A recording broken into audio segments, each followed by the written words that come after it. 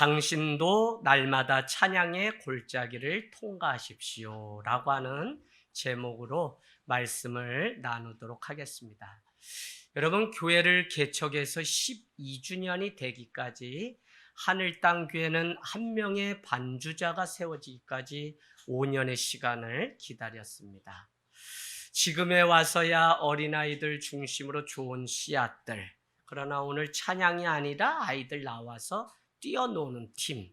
자, 두 번째, 그루터기 청소년, 청년 아이들. 최근에 이렇게 해서 해보자 해서 만들어지고 코로나가 왔습니다.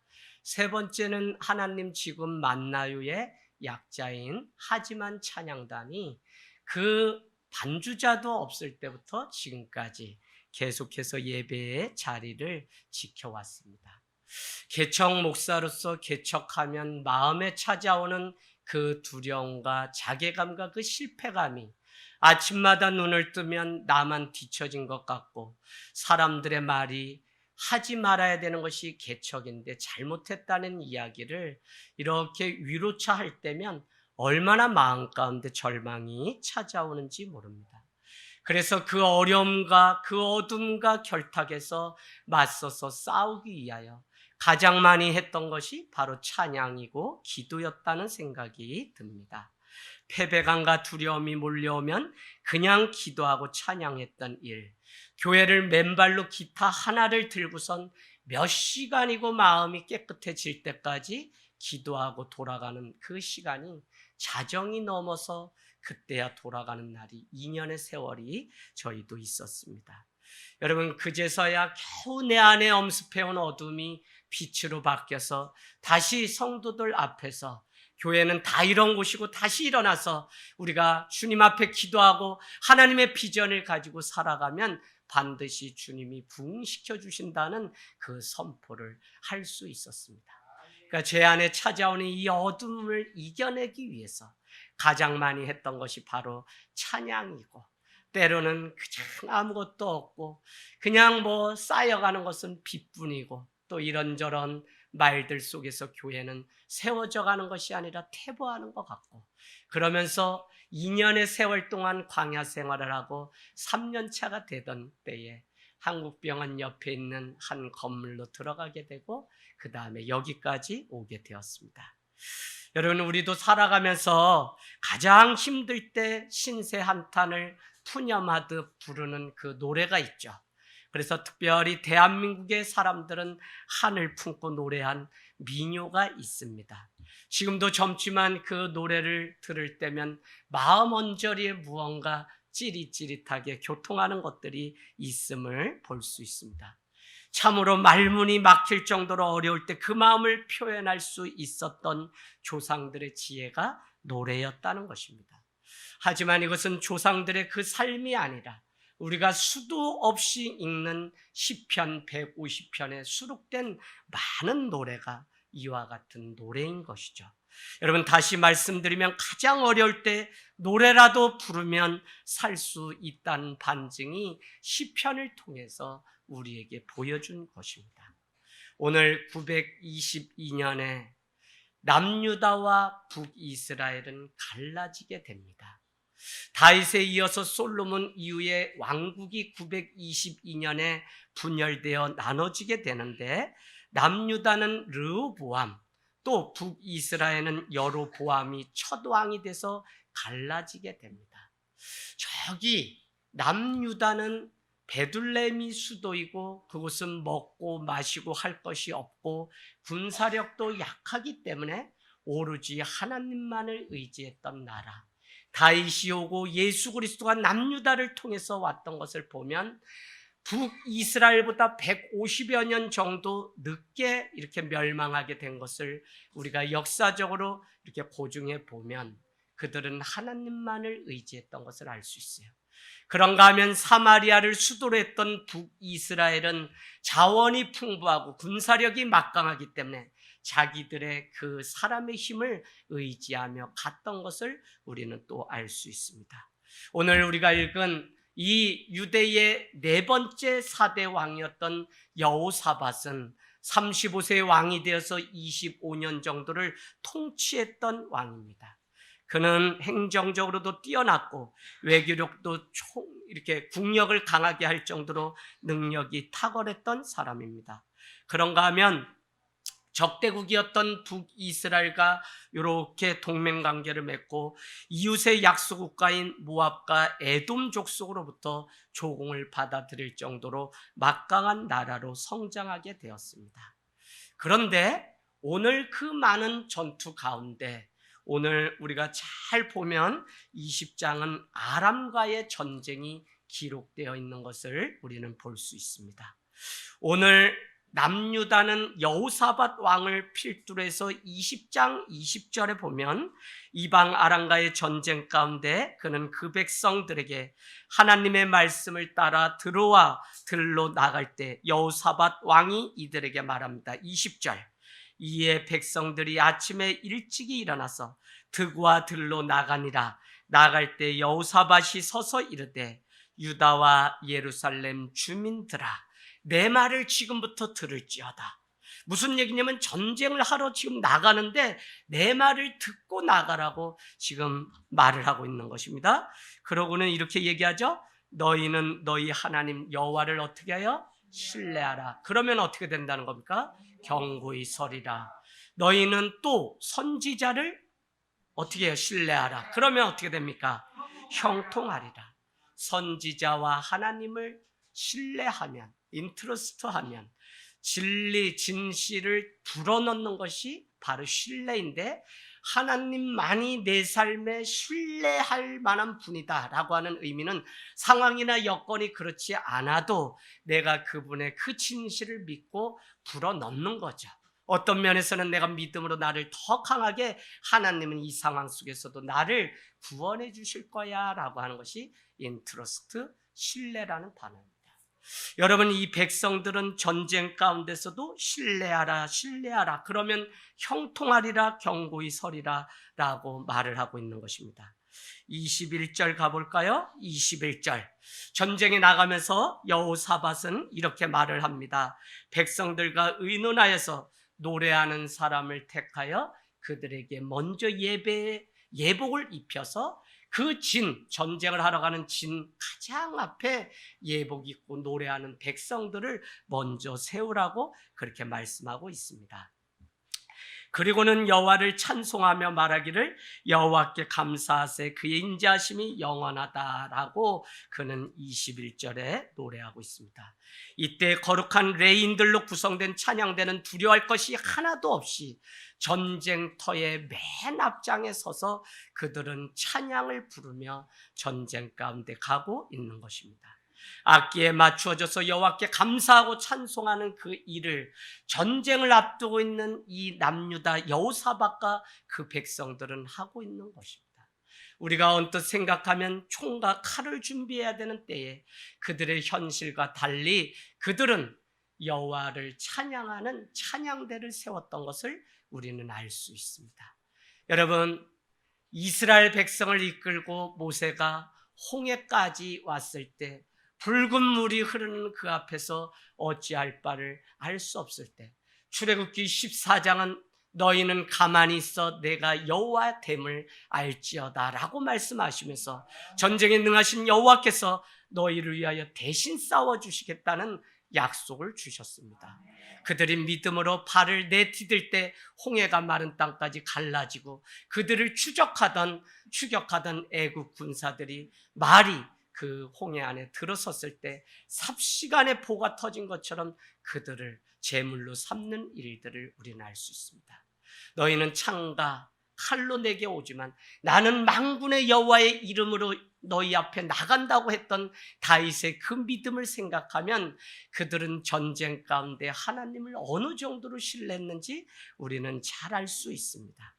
그렇다면 오늘 이 찬양대가 앞에 서서 전쟁 가운데 갈 때 현재는 수도였던 예루살렘 그곳에서 이렇게 준비를 해서 찬양대가 나팔을 부르고 합주를 하면서 이제 전쟁터로 가는데 그럴 때 어떤 일이 일어났는지가 너무 중요합니다. 22절.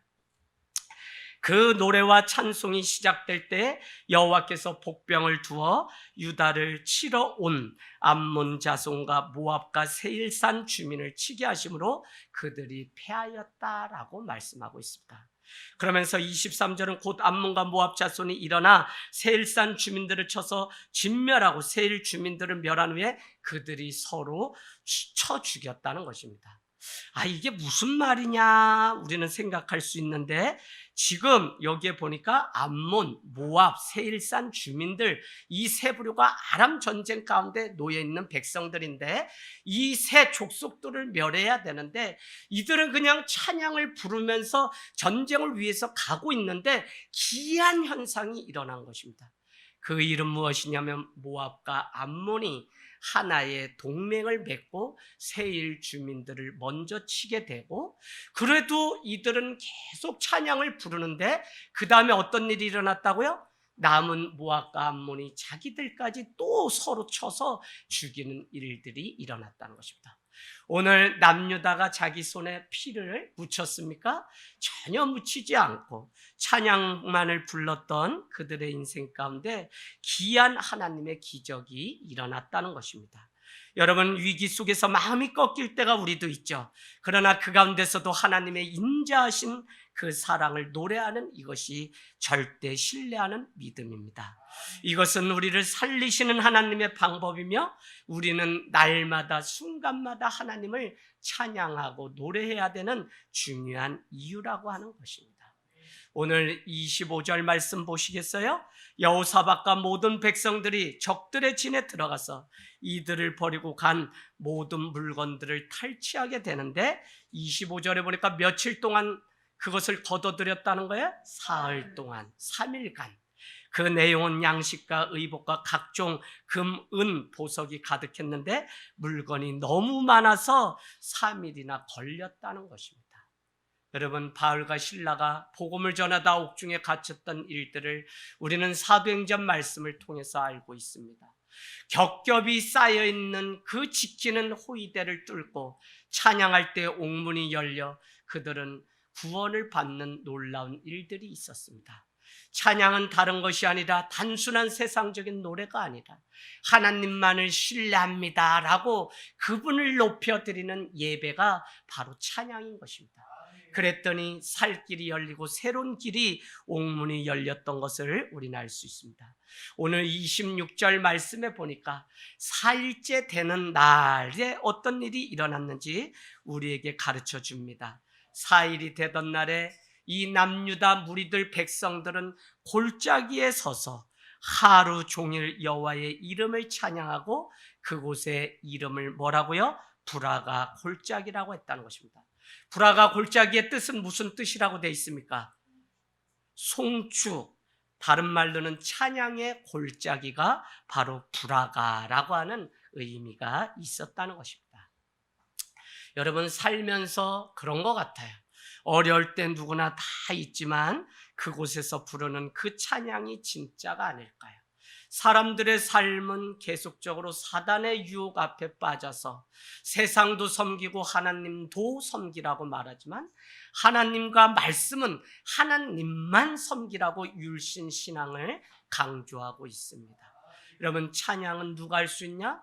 하나님만을 찬양하는 사람이 찬양할 수 있는 것입니다. 바로 환경 따라 살아가는 것이 아니라 그 어려운 환경 속에서도 오히려 주님을 찬양했더니 하나님이 이기게 하시는 놀라운 경험이 오늘 있는 것입니다. 그 사람은 죽을 때까지 하나님을 잊지 않는 것입니다. 어제 제가 우리 집사님 가정에 가서 사무엘상 3장의 말씀을 나눴습니다. 이상이 희미한 때에 아무것도 보이지 않던 때입니다. 그때 한 엘리 대제사장은 성전을 지킨 것이 아니라 자기의 처소에 가서 잠을 잤고 오로지 나시린으로 구별하여 태어나자마자 드렸던 이 사무엘만이 그 여호와의 등불을 지키며 잠을 잤던 것을 우리는 알 수 있습니다. 그런데 거기에 무슨 말씀이 있냐면 사무엘상 3장 3절에 아직 하나님의 등불이 꺼지지 아니하니 엘리에게 하나님의 음성이 사무엘에게 들렸습니다. 그래서 사무엘은 엘리 대제사장을 찾아가서 저를 불렀습니까? 라고 했더니 아니다, 빨리 돌아가서 다시 자라 라고 얘기했어요. 지금 세상은 다 등불이 꺼지고 어둡고 아무것도 소망이 없다고 말하는 때에 아직도 하나님은 하늘 땅 교회 여러분을 통해서 하나님의 등불이 꺼지지 않게 하시는 은혜가 있습니다. 가정이 무너지고 다 무너질 때 누군가 부모가 그곳에 서서 찬양을 부르기 시작하면 우리가 오산에 하늘 땅 교회가 세워지고 지금까지 쉬지 않고 150여 명을 초대해서 매해 작은 음악회를 했던 이유는 우리라도 소망에 관하여 노래를 부르기 시작하면 누군가가 함께하며 독주가 합창으로 바뀌는 일들이 있을 거라는 믿음이 있기 때문에 그렇습니다. 여러분, 왜 우리가 바로 살아야 되나요? 바로 내 삶을 자녀들에게 복사해서 자녀들이 또 살아가기 때문에 우리는 어려움 속에서도 누군가는 기도하고 누군가는 무릎 꿇고 때로는 누군가는 죽음을 각오하고 저 강을 건너야 될 때가 있어요. 목회자가 희생하지 않고 개척교회가 될 수 있습니까? 그렇지, 전혀 안 해요. 아무리 좋은 시대, 좋은 스펙을 가지고 왔다고 해도 어느 곳에 가든지 개척교회가 맞닥뜨리는 곳은 해외에 나와 있는 선교지와 똑같습니다. 새로운 사람을 만나고 새로운 문화에서 새로운 목회를 준비하다 보면 이렇게 저렇게 새로운 선교지에서 발전하는 게 뭐죠? 신학입니다. 신학. 왜요? 책상머리에서 배운 그것 가지고 필리핀, 태국 어느 곳이든지 갔더니 배운 대로 이루어지지 않습니다. 누가 그랬어요? 사도 바울이. 그래서 사도 바울은 목회자인 동시에 신학자였다고 우리가 말을 하는 것은 선교지에서 다시 신학이 만들어지는 그 과정을 거쳤기 때문에 그는 어느 신학자보다도 대단한 신학자입니다.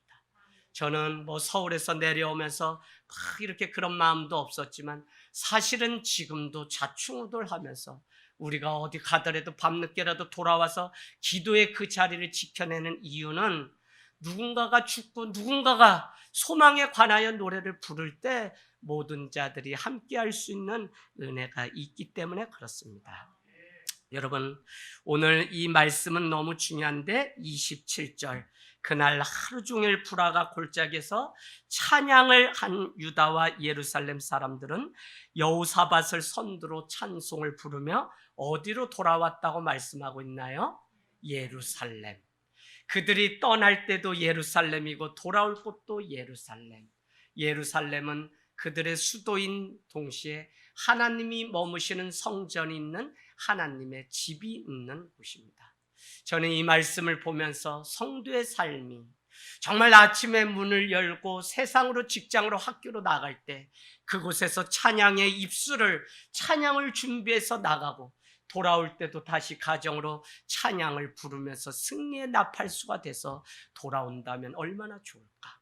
한 주 왜 예배가 중요하고 오늘도 이곳에서 예배를 지켜야 되는 분명한 이유가 무엇이냐면 우리가 이곳에서 은혜를 받고 세상으로 축도가 무엇입니까? 세상으로 파송하는 파송식인데 바로 은혜의 찬양을 부르면서 세상에 나갔다. 돌아오는 주일에 다시 돌아와 깨졌어요, 자빠졌어요, 넘어졌어요, 실패했어요만 간증하는 것이 아니라 하나님이 나를 승리하게 하였습니다 라고 돌아오며 노래를 부르는 이 대열이 얼마나 기다려지고 사모되는지 여러분은 오늘 이 예배를 드리고서 여러분 결단하십시오. 내 입술이 내가 기도를 하든지 찬양을 하든지 예배를 하든지 아니면 다른 무엇을 하든지 용서를 하든지 사랑을 하든지 또 용납을 하든지 다 한마디로 말하라면 찬양입니다. 왜요? 하나님만을 내 인생의 가장 높으신 분으로 높여드리지 않고서야 어떻게 우리가 찬양하고 어떻게 용서하고 어떻게 용납하고 어떻게 관용을 베풀 수 있을까요? 그래서 저는 여러분이 예배를 통하여 다시 한번 하나님 앞에 무엇을 내가 사업을 하든 무엇을 하든 나는 주님 앞에 찬양을 부르면서 세상으로 파송받아 그곳에서 승리하고 와서 주님께 드릴 그 승리의 노래를 부르겠다고 하는 그 은혜가 있기를 원합니다. 우리의 하루가 그렇게 시작돼야 되고요. 우리의 일주일의 삶이 이 줄 예배를 통해서 그와 같이 승리의 노래를 부르며 이천으로 저 고색으로 사방으로 하나님의 이름을 찬송하는 백성들로 가득 차게 되기를 원합니다. 여러분, 그렇게 그들이 돌아왔어요. 예루살렘에서 출발해서 예루살렘으로 승리의 나팔을 부르면서 돌아왔습니다. 저는 29절 하나님께서 이때 어떤 놀라운 일을 보여주셨냐면 29절에 이와 같이 그들이 찬송하고 하나님이 얼마나 대단한 분이신지 소문이 나기 시작하는데 암몬과 모압의 모든 군사들을 전멸시켰다는 그 소문이 온 세계에 퍼지게 되고 모든 이방 나라들이 듣고는 하나님을 두려워서 다시는 여호사밧을 공격할 생각을 하지 못하니 오늘 30절에 뭐라 그러죠? 그곳에 태평이 찾아오고 평안이 찾아왔대요. 그래서 여호사밧 남유다의 네 번째 왕이었던 이때는 25년, 35세 왕이 돼서 25년 동안 태평성대를 누렸던 것을 볼 수 있습니다. 방법은 한 가지, 여호와 하나님을 찬양하고 우리의 인생 가운데 어떤 위기가 오든지 그때에도 주님을 노래하는 그것 외에는 아무 방법이 없었다는 것입니다. 여러분, 우리는 깨어진 세상에 살아가는 존재입니다. 죄와 수치심, 모욕감과 분노로 얼굴이 붉어지지만 애써 숨기고 서로 치고받고 살아가는 세상 속에 있습니다. 우리는 깨어진 몸의 소리를 날마다 스스로 들으면서 살아가요. 남들 앞에서 행복한 척 위장하지만 잠 못 이루는 밤이 얼마나 많은지 모릅니다. 도처에 고뇌 어린 탄식이 들려오죠. 나의 내면에서 상처 입은 신음이 터져 나오는 것이 우리의 인생입니다. 우리가 잘 아는 다윗 시편의 저자의 인생이 바로 그러했습니다. 다윗의 인생은 언제부터 꼬였습니까? 다윗의 인생은 하나님의 기름 부으심을 입은 후에 그의 인생은 꼬이기 시작했습니다.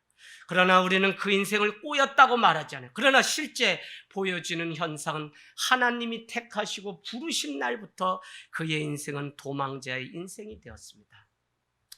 목동의 자리에서 양을 치던 그의 인생을 사람들이 주목하기 시작하고 인기를 얻게 되자 사울의 질투와 시기를 받아내야 하고 단순히 이것은 감정적인 문제가 아니라 실제로 죽음의 문턱까지 왔다 갔다 해야 되는 어처구니 없는 일들을 겪었습니다. 그럼에도 불구하고 사무엘 상하는 다윗이 하나님과 함께하였더라라고 하는 수도 없는 표현들이 있음에도 불구하고 다윗은 날마다 쫓겨다녀야 되는 삶을 살았다는 것입니다. 그러나 다윗은 하나님의 보호하심과 공급하심, 인도하심을 받았고 결국 이스라엘의 왕이 되었으며 그는 사울 왕으로부터 장인이죠. 아들로부터 도망자의 신세를 입었지만 그는 돌아가지 못하는 저 예루살렘을 향하여 세상의 많은 날보다 저곳 주의 궁전에서 사는 한 날이 더 귀하다고 고백하였으며 여호와의 그 문에 우리가 들어가자고 말하죠. 그의 궁전에 들어가고 그의 문에 들어가 여호와의 구원을 노래하자고 노래했던 사람이 바로 다윗이라는 것입니다. 여러분, 다윗이 현실이 그렇다고 좋지 않았던 것을 제가 계속 말씀드렸습니다. 아버지였던 사울 왕이 던진 창을 피하여 그는 이렇게 도망자의 신세가 되었죠. 그래서 제가 드리고 싶은 것은 기름 부음을 받은 종이라고 해도 인생이 술술 풀리지 않습니다. 오히려 인생이 꼬이고 힘들어 하나님의 계획을 발견하면 그 쓴 약이 오히려 내게 양약이 되는 것이 신앙의 놀라운 신비죠. 그럼에도 불구하고 그 기름 부으심이 진짜 하나님께로부터 왔다고 믿기 때문에 그를 이끄시는 하나님 앞에 최선의 삶을 살아냈던 다윗은 어려움이 오거나 그렇지 않거나 그의 입술에는 날마다 주를 향하여 찬양을 부르는 그 노래가 끊어지지 않았다는 것입니다.